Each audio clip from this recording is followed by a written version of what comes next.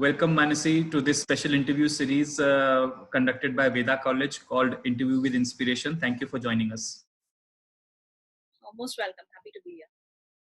So, ये जो series हम चला रहे हैं interview की, this is because we are reaching out to a lot of people from the animation industry, AVGC industry, और उन्होंने अपनी field में क्या-क्या exciting चीजें की है. We just want to know those things ताकि हम बाकी भी अपने students तक और अपने audience तक को ले जा सकें. So now you are a medical doctor, and being a doctor, trying your hand at, and not even trying, आप 7 साल से एक कंपनी चला रहे हो जिसमें मेडिकल फील्ड में एजुकेशन से रिलेटेड एनिमेशन का काम चलता है. So now this is a very interesting combination. So we would like to know your journey, how it was, when did you think about it, क्योंकि आपने जो नॉर्मली अपनी पढ़ाई की है उसमें तो कहीं आता नहीं है. So कैसे आपका जर्नी रहा वो बताइए. I used to always think about, how medical education is in India. It's actually a very visual subject, like the way the heart flow, like how the heart pumps blood, how blood flows, how the kidney works. All very interesting subjects, all very interesting topics, but they're taught in a very basic blackboard and chalk or PowerPoint slides kind of a way. So I felt like there was a lot of scope to make this more interesting for the students, more enjoyable for them to watch and understand also better.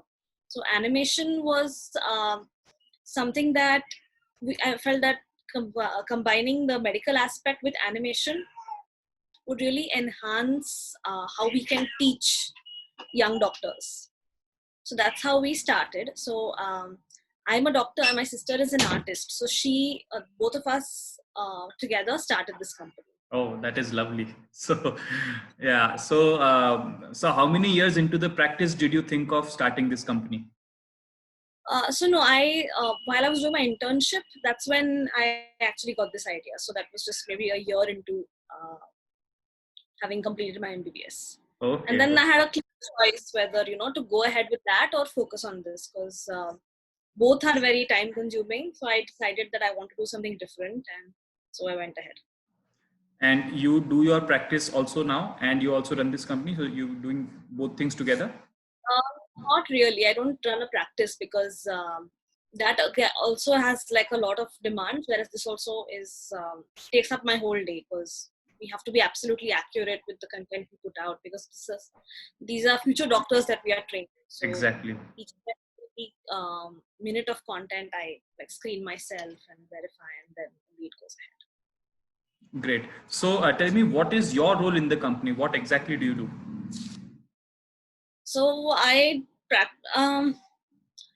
do everything from storyboarding, scripting to actual like the project management, what you would call, where we explain the content to the animators, get them to create the content, give feedback on that, get it to the actual end stage that I have envisioned. So it was a combination of scripting, storyboarding, and project management. So yeah, that is quite a quite a task to do all these things together. So how many people do you have in your organization? So right now we have 11 people in the production team. Great. And how do you see the market to be? Like, are people willing to buy in your courses, or what is their response? So initially there was a lot of it was very unknown for professors especially. Mm-hmm. Like medical education has not seen a lot of innovation. Like engineering mein fir bhi you see people trying new ways to learn, new ways to teach, but medical education was still very much on like blackboard and chalk. So initially it was quite difficult to convince them that this is a good idea. Like the professors themselves would have this apprehension ki, we're after our jobs, abhi hamara value kya rahega. So to kind Exactly. of bring to them that this is a tool that they can use to better their teaching was something that we had to really put forward. But then the more people started adopting, it was easier when we had our client list to sort of show um, to other future clients. Great. So that it's much easier now. Now it's more. They're also more accepting of innovation. So, what have been your major milestones in your entire journey? So the first product we launched was basically this animal dissection product, where the dissection of frogs, rats, and all is banned in India because of PETA. Oh, And so we started a product where we showed the full dissection of the frog and all the experiments that our students can conduct on that frog. So launching that product and the success of that product was a very big milestone. and Then this was in which we year? made this was in 2015. So early on, of course, we were creating a lot of content, but this was the first product that was really successful, and which I think over 150 colleges are now using this product. Oh, lovely. Physiology. Then we made a film for this was completely out of the medical sphere. We made a film for Mumbai Port Trust for their ropeway project. Like there's a ropeway project being initiated in Mumbai, Mumbai Sivri. Um, so for that project, we created a animated film, a 2-minute film to showcase that project. So that actually went on to be shown in a lot of news channels, and it's still being shown to publicize the project. So that was a big milestone. So, do you plan to expand to medical college related projects also in the future? So we are quite aware that our niche is what gives us our strength. So only if there's a really exciting project, or if there's something that really is interesting, do we expand to other projects, other type of projects. But mostly our core competency is the combination of medicine and animation. Great. So, can you tell us about the market scenario, how it has changed, especially during this COVID emergency that we have? Um, how will this change? So earlier, I think for us, like the colleges were not very keen on distance learning. They wanted their the students, to be in the classroom and teach them in front of them. Now they've become much more open to Hmm. e-learning, and so we are developing an e-learning platform as well, so that now students can study at home comfortably in a safe environment. So that's something that's definitely changed. It's also made the professors more tech savvy. The medical colleges have had to adapt to this change, and they see that technology is the way forward, where e-learning should be given more importance. So that Hmm. change is a very nice one to see now. Great. So, so now since you are typically handle the pre-production part, as in storyboarding and so conceptualization and ideation, all those things. Do you think that the people who are doing animation in your team, they should have a sound understanding of storyboarding or sketching or all those things, or Definitely. I feel like our best animators are the ones who kind of see beyond just their role, who see the whole product, who are interested in knowing how all the components will interact. And for that, them to be invested in the storyboarding, even if they have even if they don't focus on the skills of sketching, but just that understanding of the storyboard, envisioning it in their heads about how this final product should look, and then doing all they can to make it happen, that definitely helps. So, are your animators or storyboard artists should they have some medical knowledge, or is it okay for them to just be from a regular background? Oh yeah. We don't ask for medical knowledge in animators, so we only expect them to be good at animation. That was a big challenge in the beginning for us, where we had to that communication between the people from medical background and the animators who were from the technical background. But with the help of a lot of storyboarding, a lot of like explaining the concepts to them first, we are able to bridge that gap. So we don't require scientific knowledge in our animators. Though now, after working with me, I feel like they've become half doctors themselves. So the people that you hire in your organization, they must be coming from their regular, animation institutes or colleges, right? So they have kind of a background. So Yeah. what kind of things are you looking for in a showreel when you happen to see them?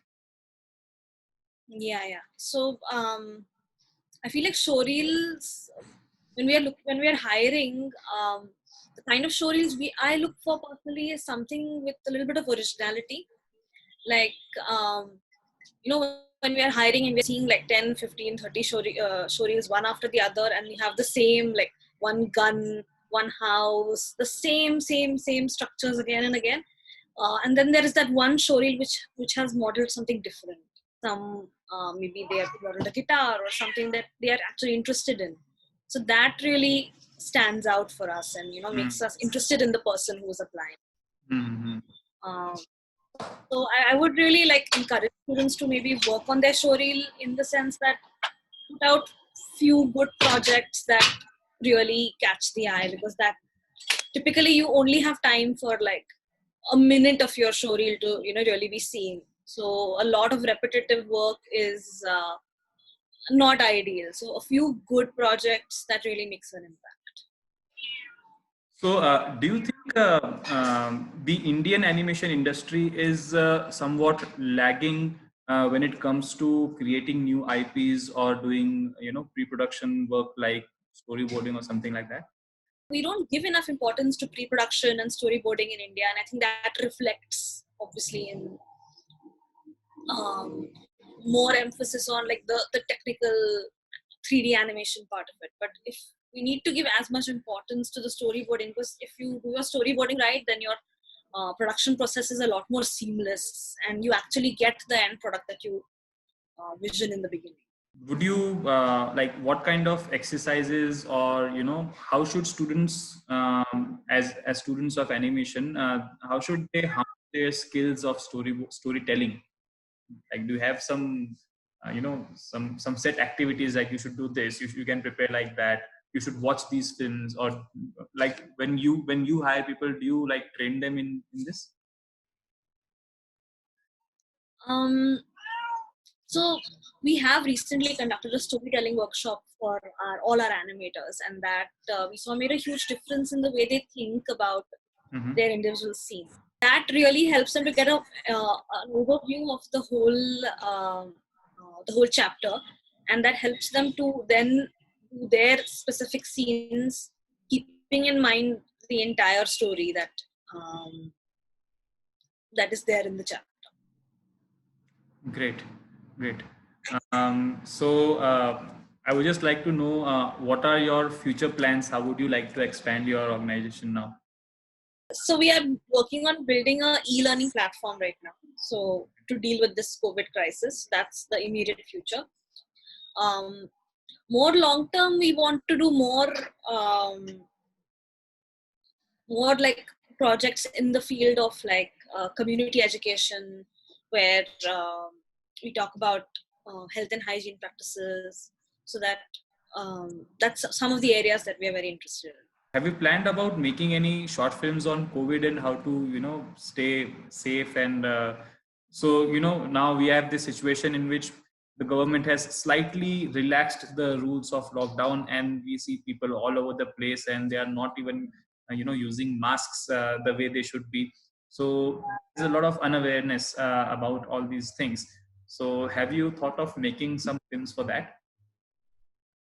Yeah, definitely. We actually made one film for, so Maharashtra government had initiated this app called Mahakavar. Okay. So we made a film for that, how it works, and it's a contact tracing app basically. So we had made a film for that. And I think public education is so important when it comes to health. Like this COVID crisis is one thing, but generally also I feel like uh, the knowledge that most people have about common diseases and how to deal with them, that can really be enhanced with like interesting short films which they can quickly watch on their phones. So my next question is that in this entire AVGC industry, the market for education, animation related to education is quite small, and people don't recognize the animation industry as if it were an educational animation industry. So, what do you think, should change, or how can this scenario change, and we can actually make it a more education friendly scenario? People are now considering animation as an educational tool. Like there are a lot of studies which show that animation has huge benefits in teaching, especially like processes which have a lot of motion. They can be very nicely explained with the help of animation. So we should really consider using animation for teaching a lot more. I feel like um, it's not harnessed its full potential yet. Definitely not. So I So, do think you more people coming up to work in educational fields which use animation, more companies using animation for education. So it has to happen gradually, and I think we are on it on the way, but not fully there yet. Yeah, because the counter argument is that if we have too much of animation into education, then we won't need teachers, and then there will be so many people who will be left jobless. How do you answer that?